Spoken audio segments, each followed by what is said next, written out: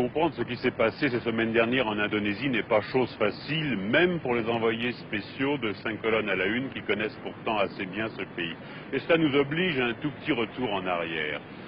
Depuis plusieurs années, ce pays vivait dans un calme apparent sous la direction du président Sukarno. Je dis apparent car on n'a jamais très bien su au juste ce qui se passait dans les 4 ou 5 000 îles qui forment ce pays, le 5e du monde par sa population, 100 millions d'habitants, partagés entre des dizaines de races, de religions, de dialectes et de partis politiques.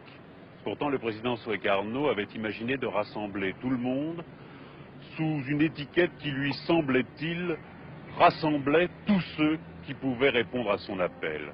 C'était le Nasakom, c'est-à-dire les nationalistes, essentiellement des militaires, les éléments religieux, musulmans, mais catholiques et chrétiens également, et les communistes, Nasakom. De ces 3 syllabes, il avait fait une doctrine, il avait formé un gouvernement. Tout se déroulait, semble-t-il, à peu près normalement. Les crises intérieures, économiques essentiellement, et une inflation galopante étant oubliées grâce à des crises extérieures opportunément surgies, celle de la Nouvelle-Guinée il y a quelques années, celle plus récente de la Malaisie, la confrontation comme on dit, à propos de la possession de l'île de Bornéo, crise qui devait d'ailleurs entraîner le départ de l'ONU de l'Indonésie.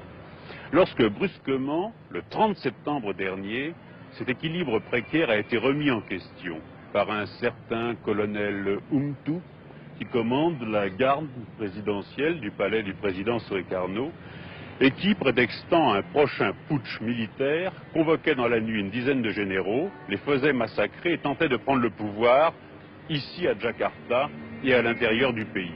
Mais l'armée réagissait. L'armée criait au coup d'État communiste et faisait réapparaître le président Sukarno, mystérieusement disparu du devant de la scène durant quelques jours. Voilà, on en était là lorsque nous sommes arrivés à Jakarta il y a maintenant une dizaine de jours pour commencer une enquête dont il faut bien reconnaître modestement que malgré les clartés qu'elle apportera, elle laissera dans l'ombre beaucoup de points qui sont pour nous demeurés inexplicables.